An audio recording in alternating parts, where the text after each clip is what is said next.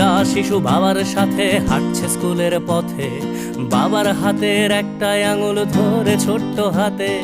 হঠাৎ বিকট শব্দ আর আগুনের ঝলকানি, শিশুটা ভয়ে চিৎকার করে, বাবার চোখে পানি। ছুটে আসে এক কামানের গোলা, লন্ড ভন্ড সব, বাবা শিশু সহ সব পুড়ে ছাই।